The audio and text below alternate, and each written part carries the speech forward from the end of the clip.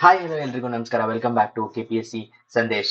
ಇವತ್ತು ನಾವು KS prelims 2024ಕ್ಕೆ ಬೇಕಾಗುವಂತಹ ಎನ್ವಿರಾನ್ಮೆಂಟ್ ಭಾಗ 3ನ್ನ ಸಾಲ್ವ್ ಮಾಡ್ತಾ ಇದ್ದೀವಿ. ನಾವು ಆಲ್ರೆಡಿ ಭಾಗ 1 ಹಾಗೂ 2ನ್ನ ಸಾಲ್ವ್ ಮಾಡಿದೀವಿ. ಇದು ಭಾಗ 3. ಸೊ ಯಾರೆಲ್ಲ 21 ವಯಸ್ಸಿನ ಹೆಚ್ಚಿಗೆ ಇರುವಂತಹ ಈವನ್ ಫೈನಲ್ ಇಯರ್ ಗ್ರಾಜುಯೇಷನ್ ಅಲ್ಲಿ ಓದ್ತಿರುವಂತಹ ಸ್ಪರ್ಧಾರ್ಥಿಗಳು ಎಲ್ಲರೂ ಅಪ್ಲೈ ಮಾಡಬಹುದು ಈ ಎಕ್ಸಾಮ್ಗೆ.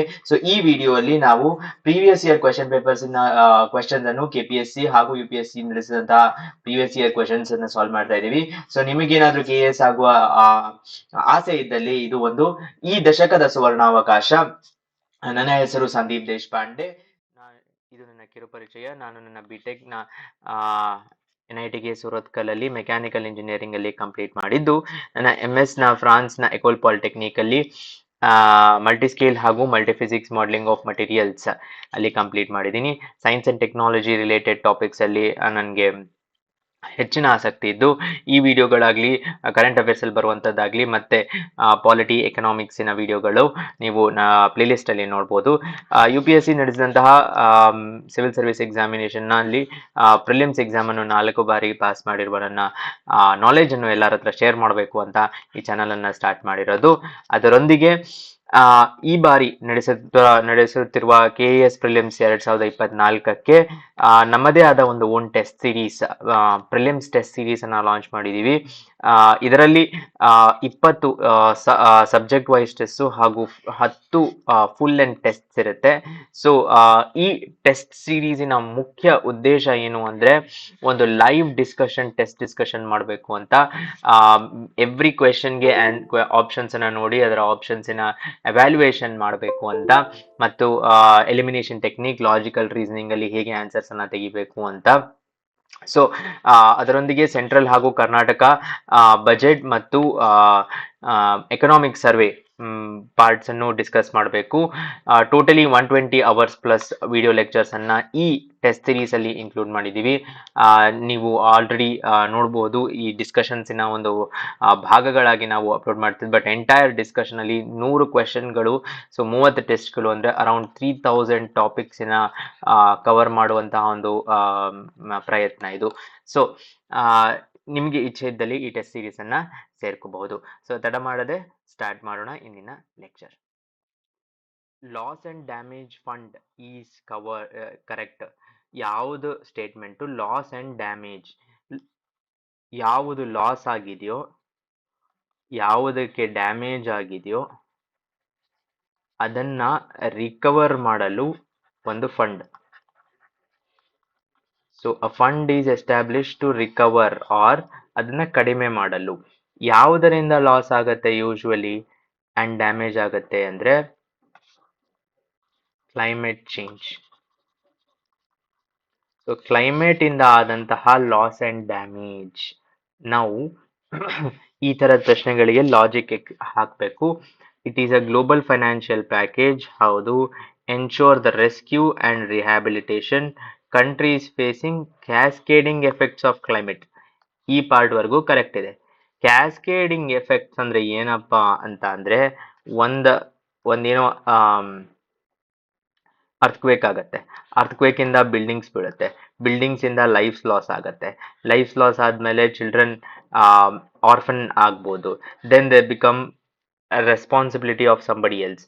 ಸೊ ಒಂದು problem because of climatic problem, maybe earthquake ಅಲ್ಲದೆ ಬೇರೆ ಏನಾದರೂ ಆಗಿರ್ಬೋದು, ಇನ್ಕ್ರೀಸ್ಡ್ ಸೈಕ್ಲೋನ್ ಅಂತ ಇಟ್ಕೊಳ್ಳಿ.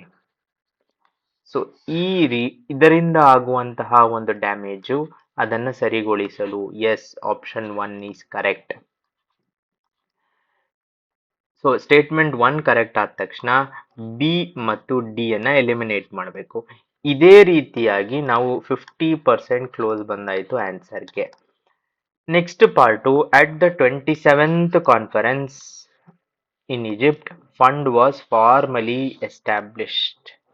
This is a trick statement. Fund 27th ಅಲ್ಲಿ ಡಿಕ್ಲೇರ್ ಆಯಿತು, 28th ಅಲ್ಲಿ ಎಸ್ಟಾಬ್ಲಿಷ್ ಆಯಿತು. So COP27 Egypt agreed on providing, 28 formally established with decision text of 26 member boards. So funds, governance policies, funding 12 members of developed, 14 members of developing. So option statement 2 is wrong. Now option A is right answer. Next, which of the following about subnational climate fund are correct? Subnational climate ಫಂಡಿನ ಬಗ್ಗೆ ಯಾವುದು ಸರಿ ಇದೆ ಅಂತ ಕೇಳ್ತಾ ಇದ್ದಾರೆ. Again environment ಅಲ್ಲಿ ಮುಖ್ಯವಾದದ್ದು ಅಂದ್ರೆ ಫಂಡ್ಸು, ಕಾನ್ಫರೆನ್ಸಸ್ ಅಂಡ್ ಕನ್ವೆನ್ಷನ್ಸು, ಅಲ್ಲದೆ ಎನ್ವಿರಾನ್ಮೆಂಟಿನ ಕೋರ್ ಟಾಪಿಕ್ಸ್ ಆಫ್ ಎನ್ವೈರನ್ಮೆಂಟ್ ಅಂತ ಏನ್ ಹೇಳ್ತೀವಿ ಅದು. ಸೊ ವರ್ಲ್ಡ್ ಇನಿಷಿಯೇಟಿವ್, ಸೊ ಸಬ್ ನ್ಯಾಷನಲ್ ಅಂತ ಇದೆ. ಆ ವರ್ಡ್ ಅನ್ನ ಇಟ್ಕೊಂಡು combines finance to build resilient infrastructure and nature-based solutions. Okay, Pegasus Capital manages the fund while IUCN oversees technical assistance. Subnational ಆದ್ರಿಂದ ಅಂದ್ರೆ world wide initiative to build climate resilience. ಬರೀ nations ಒಂದೇ ಮಾಡಿದ್ರೆ ಆಗಲ್ಲ, ಅಂಡ್ ನ್ಯಾಷನಲ್ ಲೆವೆಲ್ ಅಂತಾನೆ ಅಲ್ಲ, ಸಬ್ national level ಅಲ್ಲಿ ಮಾಡಬೇಕು ಅಂತ ಪೆಗಸಸ್ ಮ್ಯಾನೇಜ್ ಮಾಡುತ್ತಾ. Yes, both are correct. Is a global initiative. Pegasus manages, ಆದ್ರೆ ಪೆಗಸಸ್ ಅನ್ನೋದು it is a pure economic and financial institute. ಆದ್ರೆ ಅದ್ರಿಗೆ technical assistance in climate change ಬೇಕು. ಯಾರು ಕೊಡ್ತಾರೆ ಅಂತಂದ್ರೆ IUCN ಕೊಡ್ತಾರೆ. ಪ್ಲಸ್ ಗ್ರೀನ್ ಕ್ಲೈಮೇಟ್ ಫಂಡ್ ಏನಿದೆ ಅದು ಆಂಕರ್ ಇನ್ವೆಸ್ಟರ್ ಆಗಿರುತ್ತೆ ಈ ವಿಷಯದಲ್ಲಿ. ಸೊ ಇನ್ನೊಂದು ವಿಷಯ ಏನು ಅಂದ್ರೆ ವರ್ಲ್ಡ್ ಬ್ಯಾಂಕು ಗೋವಾ ಗವರ್ನಮೆಂಟ್ ಜೊತೆ ಡೆಲಿಗೇಷನ್ ನಲ್ಲಿದೆ first sub climate fund resilient green fund ಅನ್ನ ಇನ್ಸ್ಟಿಟ್ಯೂಟ್ ಮಾಡೋದಕ್ಕೆ. ನೆಕ್ಸ್ಟ್ ಕ್ವೆಶನ್, ಬ್ಲೂ ಕಾರ್ಬನ್ ಎಂದರೆ ಏನು ಅನ್ನೋದು ಪ್ರಶ್ನೆ. ಇಲ್ಲಿ ನಾವು ಫೋಕಸ್ ಮಾಡಬೇಕಾಗಿರೋದು ಬ್ಲೂ ಮೇಲೆ. UPSC ನಡೆಸುವಂತಹ IAS ಎಕ್ಸಾಮ್ ಅಲ್ಲಿ ಬಂದಂತಹ ಪ್ರಶ್ನೆ ಇದು. Carbon captured by oceans and coastal. Blue ಅಂದರೆ ಓಷನ್ ಮತ್ತು ಕೋಸ್ಟಲ್ ಇನ್ಕ್ಲೂಡ್ ಆಗಿರಬೇಕು. So that is a possibility. Carbon sequestered in forest, biomass and agricultural soils. ಫಾರೆಸ್ಟ್ಗೂ ಬ್ಲೂಗೂ ಲಿಂಕ್ ಇಲ್ಲ, so B can be cancelled. Carbon contained in petroleum and natural gas. No. Petroleum and natural ಗ್ಯಾಸ್ಗೂ ಬ್ಲೂಗೂ ಸಂಬಂಧವಿಲ್ಲ, so this is wrong. Carbon present in environment, this is a possibility because ಒಂದು logically ಇದು possible ಅಂತ ಅನ್ಸುತ್ತೆ. Right answer is ಯಾವ ಕಾರ್ಬನ್ನು ocean ಮತ್ತು ಮರೀನ್ ಎಕೋಸಿಸ್ಟಮ್ ಎನ್ವಿರಾನ್ಮೆಂಟ್ಸ್ ಅಲ್ಲಿ ಸ್ಟೋರ್ ಆಗಿದೆಯೋ, ಲೈಕ್ ಮ್ಯಾಂಗ್ರೂವ್ಸ್ ಆಗಿರ್ಬೋದು, ಟೈಡ್ ಆಗಿರ್ಬೋದು, ಸೀಗ್ರಾಸ್ ಆಗಿರ್ಬೋದು, ಸೆಂಚುರೀಸ್ ಗಳಿಂದ ಅದನ್ನ ನಾವು ಬ್ಲೂ ಕಾರ್ಬನ್ ಅಂತ ಕರಿತೀವಿ. ಸೊ ಅದು ಬಹಳನೇ ಮುಖ್ಯ, ಯಾಕಂದ್ರೆ ಓಷನಿನ ಒಂದು ಪಾರ್ಟ್ ಬಹಳ ದೊಡ್ಡದಾದ್ರಿಂದ ಅದರ ಒಳಗಡೆ ಎಷ್ಟು ಕಾರ್ಬನ್ ಇದೆಯೋ ಆದಷ್ಟು ಕಾರ್ಬನ್ ಅಕಸ್ಮಾತ್ ಎಮಿಟ್ ಆದ್ರೆ ಹೊರಗಡೆ ಇಟ್ ವಿಲ್ ಬಹಳ huge greenhouse gas emission ಆಗುತ್ತೆ. ಯಾವುದು to be found surviving on a surface without soil. ಒಂದು ಸಾಯಿಲಿನ ಮೇಲೆ ಸಾಯಿಲ್ ಇಲ್ಲದೆ ಬೆಳೆಯುವಂತಹ ಒಂದು ಸರ್ಫೇಸು, ಬಟ್ ಸಾಯಿಲ್ ಇಲ್ಲದೆ ಬೆಳೆಯುವಂತಹ ಯಾವ ಇದು ಸ್ಪೀಶೀಸು? ಫರ್ನ್ಸು, ಲಿಚನ್ಸು, ಮಾಸಸ್ಸು, ಮಶ್ರೂಮ್. ಸೊ ಈ ಆಪ್ಷನ್ಸ್ ಅಲ್ಲಿ ನಾವು ಮಾಸ್ ಅಂತ ಅಂದ್ರೆ ಏನು, ಇದನ್ನ ನಾವು ಮಾಸ್ ಅಂತ ಕರಿತೀವಿ. ನಮಗ್ ಗೊತ್ತಿರೋ ಹಂಗೆ ಫರ್ನ್ ಅಂದ್ರೆ ಒಂದು ಪ್ಲಾಂಟ್, ರೈಟ್? ಫರ್ನ್ ಅಂದ್ರೆ ಒಂದು ಪ್ಲಾಂಟ್. ಸೊ ಪ್ಲಾಂಟ್ ಬೆಳೆಯೋಕ್ಕೆ ಡೆಫಿನೆಟ್ಲಿ ಸಾಯಿಲ್ ಬೇಕು, right? So one cannot grow without soil. Which of the following are most likely to be found on a surface without soil? So one ಇರೋ options ಅನ್ನು eliminate ಮಾಡಿ, because one needs a soil. Now we are left with 2 and 3. So 4 is already eliminated. Now 2 definite ಆಗಿ correct ಆಗಿದೆ. Mass ಅಂದ್ರೆ ಏನು? ಇದನ್ನ ನಾವು masses ಅಂತ ಕರಿತೀವಿ. So non flowering plants, but ಅದಕ್ಕೆ ಟ್ರೂ ರೂಟ್ಸ್ ಇರಲ್ಲ. ಹಾಗಾಗಿ ಮಾಸಸ್ ಕೂಡ ನಮಗೆ ವಿತೌಟ್ ಸಾಯಿಲ್ ಗ್ರೋ ಆಗತ್ತೆ. So purely by elimination fern ಅನ್ನೋದು ನಮಗೆ ಪ್ಲಾಂಟ್ ಆದ್ರಿಂದ option C is right answer. Which of the following biomes has the below characteristics? ಯಾವ ಬಯೋಮಿನಲ್ಲಿ ಈ ಕ್ಯಾರೆಕ್ಟರಿಸ್ಟಿಕ್ಸ್ ಇದೆ? ಮಾಸಸ್ ಮತ್ತು ಲಿಷನ್ಸ್ ಇದೆ ಆರ್ ವೆಜಿಟೇಷನ್ನಲ್ಲಿ. ಆ ಕ್ಯಾರೆಕ್ಟರಿಸ್ಟಿಕ್ ವೆಜಿಟೇಷನ್ ಅಲ್ಲಿ ಮಾಸಸ್ ಮತ್ತು ಲಿಚನ್ಸ್. ಓಕೆ, ಮಾಸಸ್ ಮತ್ತು ಲಿಚನ್ಸ್ ಎಲ್ಲಿರುತ್ತೆ? ಟಂಡ್ರಾ, ಟೈಗಾ, ಪ್ರೇರೀಸ್ ಹಾಗೂ ಸವಾನಾ. ಓಕೆ, ವಿಂಟರ್ಸ್ ಡಾರ್ಕ್ ಮತ್ತು ಕೋಲ್ಡ್ ಆಗಿರುತ್ತೆ. ಇಲ್ಲಿ ಲೋ ಪ್ರೆಸಿಪಿಟೇಷನ್ ಮತ್ತು ಡ್ರೈ ವಿಂಡ್ಸ್ ಒಂದು ಡೆಸರ್ಟ್ ತರ ಲ್ಯಾಂಡ್ಸ್ಕೇಪ್ ಪ್ರೊವೈಡ್ ಮಾಡಿಬಿಟ್ಟಿದೆ ಅಂತ ಹೇಳ್ತಾ ಇದ್ದಾರೆ. ಈ ಪಾರ್ಟಿನಿಂದ ವಿಂಟರ್ಸ್ ಲಾಂಗ್ ಇರೋದ್ರಿಂದ ಪ್ರೇರಿ ಮತ್ತು ಸವಾನಾನ ಎಲಿಮಿನೇಟ್ ಮಾಡಬಹುದು.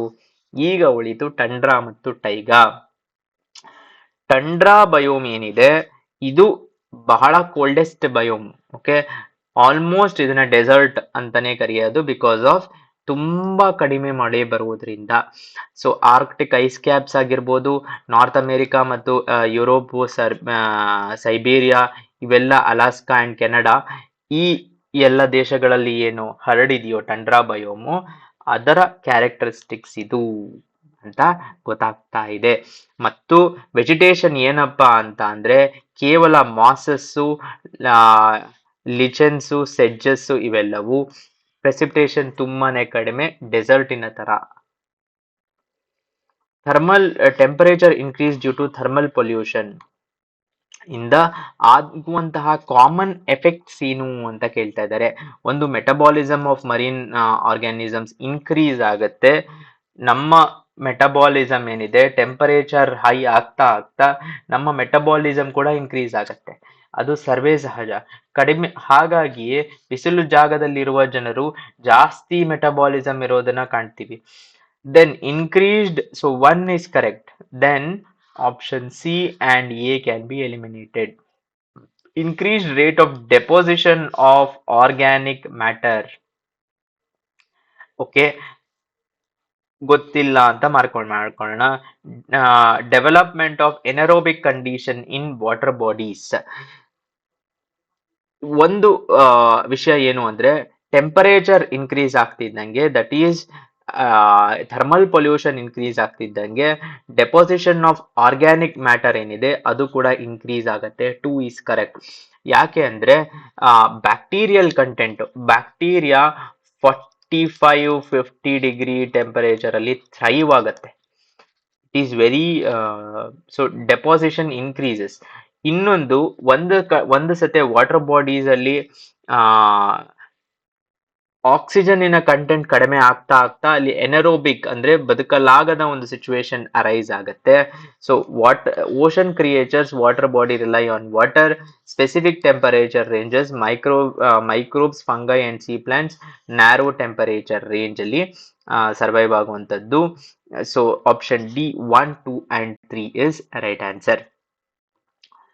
ಮುಂದಿನ ಪ್ರಶ್ನೆ, ಯಾವುದು ಬಯೋಮ್ ಅನ್ನುವ ಹೆಸರನ್ನ ಬೆಸ್ಟ್ ಡಿಸ್ಕ್ರೈಬ್ ಮಾಡುತ್ತೆ? Community of plants animals that share the same environment. ಒಂದು plant animal community same environment share ಮಾಡೋದು. Part of earth inhabited by living organisms. a community of organisms interacting with one another, none of the above. So ನಾವು ಆಗ್ಲೇ ನೋಡಿದ್ವಿ, for example ಇದೇ ಪ್ರಶ್ನೆಯಲ್ಲಿ ಯಾವ biome, okay, which of the following biome. Biome ಅಂದ್ರೆ ಏನು ಅಂತ ಕೇಳಿದರೆ, a biome is a region with specific plants, ಕೆಲವು ಸ್ಪೆಸಿಫಿಕ್ ಪ್ಲಾಂಟ್ಸ್ ಇರುವಂತದ್ದು ಮತ್ತು ಕೆಲವು ಸ್ಪೆಸಿಫಿಕ್ ಅನಿಮಲ್ಸ್ ಇರುವಂತದ್ದು. ಓಕೆ, ಯಾಕೆ ಅಂದ್ರೆ ಅದರ ಟೆಂಪರೇಚರು ಮತ್ತು ವಾಟರಿನ ಒಂದು ಗುಣದಿಂದ. So unlike ecosystems which involve living and non living interactions, biomes focus on a specific geographical area. So ಹಾಗಾಗಿ that share the same environment. Option A, community of plants and animals. Major biomes ಯಾವುದು ಅಂದ್ರೆ deserts, forests, aquatic ಮತ್ತು ಇತರೆ. ಯಾವುದನ್ನ indicate ಮಾಡ್ತಾ ಇದ್ದಾರೆ ಇಲ್ಲಿ ಅಂತ ಕೇಳಿದ್ದಾರೆ. The species are chosen for conservation decisions based on protecting them. Indirectly helps other species. ಇವರನ್ನ ಪ್ರೊಟೆಕ್ಟ್ ಮಾಡಿದರೆ ಬೇರೆ ಸ್ಪೀಶೀಸು ಪ್ರೊಟೆಕ್ಟ್ ಆಗುವಂತಹ ಒಂದು ಇಂಪಾರ್ಟೆಂಟ್ ಸ್ಪೀಶೀಸ್ ಇವು. Okay, linked to their geographic range and help in selecting reserve locations and deciding what species should be reserved. So indicator species ಅಲ್ಲ, because health ಒಂದು ಎಕೋಸಿಸ್ಟಮಿನ health ಚೆನ್ನಾಗಿದೆಯಾ ಇಲ್ಲ ಅಂತ ಹೇಳುವಂತಹ species indicator species. Umbrella species ಅಲ್ಲ. ಯಾವುದರ ಕೆಳಗಡೆ ಬಹಳಷ್ಟು ಸ್ಪೀಶೀಸ್ ಬದುಕಿರ್ತಾವೋ ಅದನ್ನ ಅಂಬ್ರೆಲ್ಲಾ ಅಂತೀವಿ. ನಾವು ಉಳಿತು ಫ್ಲಾಗ್ಶಿಪ್ ಮತ್ತು ಕೀಸ್ಟೋನ್.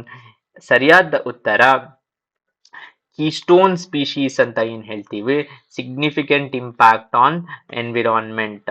ಫಾರ್ ಎಕ್ಸಾಂಪಲ್ ಒಂದು ಟೈಗರ್ ಆಗಿರ್ಬೋದು, ಅದು ಕೀಸ್ಟೋನ್ ಸ್ಪೀಶೀಸ್. ಸೊ ಇಲ್ಲಿ ನಾವು ಬೇರೆ ಬೇರೆ ತರಹದ ಸ್ಪೀಶೀಸಿನ ಚಿತ್ರಗಳನ್ನ ಕೊಟ್ಟಿದ್ದೀವಿ.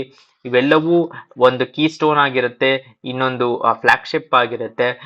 ಫ್ಲಾಗ್ಶಿಪ್ ಏನು ಅಂತ ಅಂದ್ರೆ species represent their habitat and causes. ಅದು ಒಂದು ಈ ಎನ್ವಿರಾನ್ಮೆಂಟ್ಗೆ ಈ ಅನಿಮಲ್ ಅನ್ನುವಂತ ಫ್ಲಾಗ್ಶಿಪ್ ಅನ್ನ ತೋರಿಸುವಂತದ್ದು. Very important question. ಪೊಲ್ಯೂಟೆಂಟ್ಸು ಮತ್ತು ಅದರ ಡಿಸೀಸ್ ಅನ್ನ ಮ್ಯಾಪ್ ಮಾಡಿ. Okay, because nowadays water pollution ಜಾಸ್ತಿ ಆಗಿದ್ದು ಅದರ mapping in a question important ಆಗತ್ತೆ. Nitrate, blueberry, cadmium, black foot disease, arsenic, itai, mercury, Minamata. Mercury Minamata ಅಂತ ಸುಮಾರು ಜನರಿಗೆ ಗೊತ್ತಿರುತ್ತೆ. ಮರ್ಕ್ಯೂರಿ ಡಿಸೀಸು ಮಿನಾಮಟ ಇಂದ ಆಗತ್ತೆ. ಸೊ ಆಪ್ಷನ್ 4 ಏನಿದೆ, ಸ್ಟೇಟ್ಮೆಂಟ್ 4 ಈಸ್ ಕರೆಕ್ಟ್. ಎ ಅನ್ನ ಕ್ಯಾನ್ಸಲ್ ಮಾಡಬಹುದು. ದೆನ್ ನೋಡ್ಬೇಕು, itai blue baby syndrome or infant methemoglobinemia ಅಂತ causes a baby skin to turn blue due to defected haemoglobin. Nitrates in water, it is nitrate ಇಂದ ಆಗುವಂಥದ್ದು. 1 ಕೂಡ ಸರಿ. So 1 ಸರಿಯಾದ ಮೇಲೆ ಇದನ್ನ ಕ್ಯಾನ್ಸಲ್ ಮಾಡಬಹುದು. ದೆನ್ ಬ್ಲ್ಯಾಕ್ ಫೂಟ್ ಅನ್ನೋದೇನಾಗತ್ತೆ, ಅದು West Bengal severe leg blood vessels due to arsenic exposition primarily in West Bengal. So black foot arsenic ಇಂದ ಆಗುವಂಥದ್ದು. 2 ರಾಂಗು. 2 ರಾಂಗ್ ಆದ ತಕ್ಷಣ ಇಲ್ಲಿ 2 ಇದೆ, ಇದನ್ನ ರಾಂಗ್ ಮಾಡೋದು. Option C is right answer. ಮತ್ತು ಫೈನಲಿ ಇಟೈ ಅನ್ನೋದು ಕ್ಯಾಡ್ಮಿಯಂ ಅಲ್ಲಿ ಆಗುವಂಥದ್ದು. This is how blueberry syndrome effect ಆದಂತಹ ಒಂದು ಬೇಬಿಯ ಹಾರ್ಟ್ ಆಗೋದು. ಸೊ ಇದರೊಂದಿಗೆ ಕೆಎಸ್ ಪ್ರಿಲಿಮ್ಸ್ 2024ಕ್ಕೆ ಬೇಕಾಗುವಂತಹ ಎನ್ವಿರಾನ್ಮೆಂಟ್ ಭಾಗ 3 ಸಾಲ್ವ್ ಮಾಡಿದೀವಿ. ಸೊ ಈ ಪಾರ್ಟ್ ಅಲ್ಲಿ ಪ್ರೀವಿಯಸ್ ಇಯರ್ ಕ್ವೆಶನ್ ಪೇಪರ್ಸ್ ಅನ್ನು ಇನ್ಕ್ಲೂಡ್ ಮಾಡಿ ಆ ಕ್ವೆಶನ್ಸ್ ಅನ್ನು ಸಾಲ್ವ್ ಮಾಡಿದೀವಿ. ಮುಂದಿನ ಲೆಕ್ಚರ್ ಒಂದಿಗೆ ಮತ್ತೆ ಸಿಗೋಣ. ನಿಮ್ಮ ಸಪೋರ್ಟ್ ಹೀಗೆ ಇರಲಿ. ಧನ್ಯವಾದ.